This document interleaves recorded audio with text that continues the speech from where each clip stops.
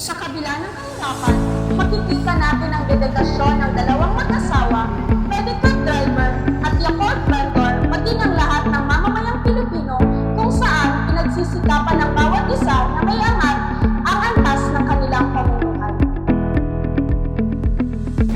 So nandito po tayo ngayon sa Centrum Pili upang mang-interview ng mga tao tungkol sa kanila mga pamumuhay.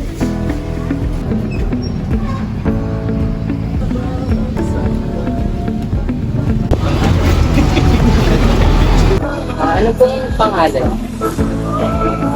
Joel Gomez. Maria. 55. Mariat kami. Hindi naman mahirap kung walang customer, naubusan ng materialis, ganyan. Tapos ng 45 years. Meron na. Isa lang ang anak ko. Tapos na siya ng teacher. Naturo na siya ngayon.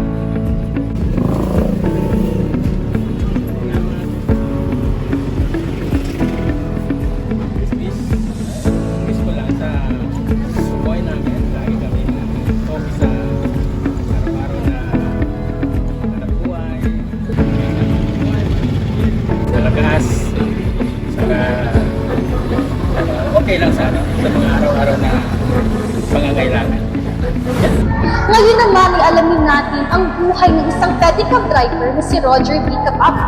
Siya ay marangal na nagtatrabaho bilang isang pedicab driver. At sa kabila ng kahirapan ng buhay, patuloy siyang lumalaban para sa kanyang pamilya. Halatuhayan natin ang kanyang Kaya ano po pangalan? Roger B. Capap. Actually, ang padyak ko dala, isang yung manual ko na, ito, electric to eh. Mas mahirap yung manual. Dala ng siyempre, lahat ng lakas mo, gumagana doon. Isip, paa, kamay, ano pa. Sa kalusugan, siyempre dapat physically, mentally fit ka. Alam mo kung saan pa tayo sumasayro, natin mo ng maayos. Yan lang. Oo naman, kasi di naman namiminos yung kayod natin sa, kumbaga sa pang-araw-araw namin, yung kinikita namin, sapat lang sa pampamilya. Gaya sa akin, 6 ang anak ko. Ayos lang naman, nakukuha ko naman ng pagkain. Pero yung sa mga ibang bagay, pambili ng mga gamit ng mga bata, nagsiself-supporting din kasi yung mga anak ko. Kumbaga, dyan sa palengke, mayroon sila dyan pinagtatrabahuan. Kumbaga yung mga pamasahe nila, sila na lang nagpo-provide. Yun akin lang bilang magulang, pakainin ko sila at pag-aralin yung malalaking gastusin sa akin. Pero yung mga gaya ng pamasahe doon sa mga anak. Ilang years na po kayo na ganito po yung trabaho? Apo. Umpisa ako nito 2003, 21 years, 28 years na nagkakayo. Simple lang naman ang hangarap ko sa buhay. Sa akin, hindi na ako nangangarap na maging umasinso pa yung buhay ko. Sa mga anak ko nilang, mga anak ko makapagkuha ng magandang kinabukasan. Kumbaga makapagtapos sila sa pag-aaral.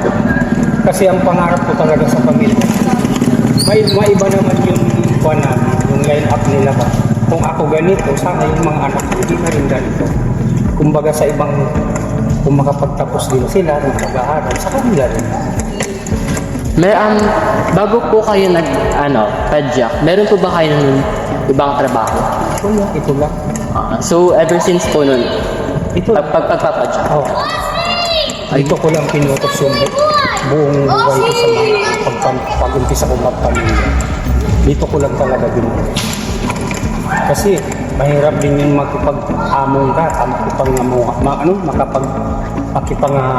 makakuha ka ng amo. Ito kasi, wala tong amo. Ako ang manager dito. Ikaw ang masusunod kung ano ang gusto mo.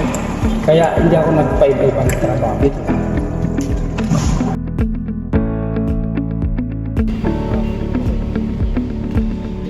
Sa kabila ng init at ulan, isang kwento ng dedikasyon at sipag na madalas hindi mapansin ng karamihan ang matatagpuan dito.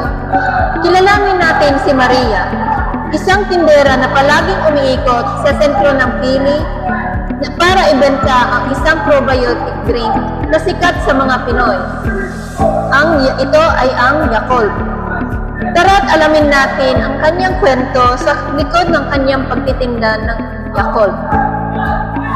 Ako po pala si Maria Victoria Ronday na 61 years old, nagtitinda ng Yakult. Mahirap po talaga kasi nag-i-area kami. Minsan hindi pwedeng mag-standing ka lang dito sa market. Pwede ka nag-standing kung tapos ka na mag-area. Ang pag Friday nasa Binanuan ng Norte ako, pag Saturday sa Tagbong, Sunday sa Silumay. Hindi nagkakasya kung pataw ka mag-budget. Pero pag hindi ka marunong mag-budget, hindi talaga magkakasya. Ang magtulak ng Yakult. Sa ano po? Kasi kami dito, hindi kami dito naka-insured, hindi kami naka-insurance. Saka, kung bibigyan ka po ng isang hangarin, wish po, ano po yun? Ako ang wini-wish ko lang kasi mayroon ako anak na nawawala. Yung anak ko lang gusto ko. Ano? Kailan po na pala yun? Kasi yung asawa ko sa namatay 1985. Bali kasi may leukemia siya. Tapos nilagay ko sa bahay ko na yung kukunin ko na siya wala. Kinuha na sa dinala na sa sayo. Si Cherla. Yun na ang wini-wish ko na sana. Habang buhay pa ako, makita ko anak ko si Sophia.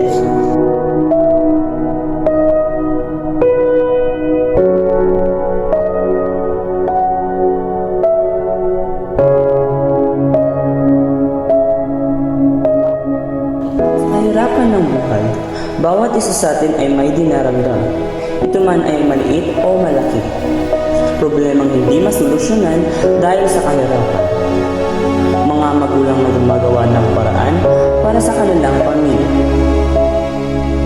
Iba-iba man tayo ng tinatahak sa buhay, tayo pa rin ay magtutulungan para iangat ang ating buhay. Naway lusuan ninyo ang aming konting handog para sa inyo.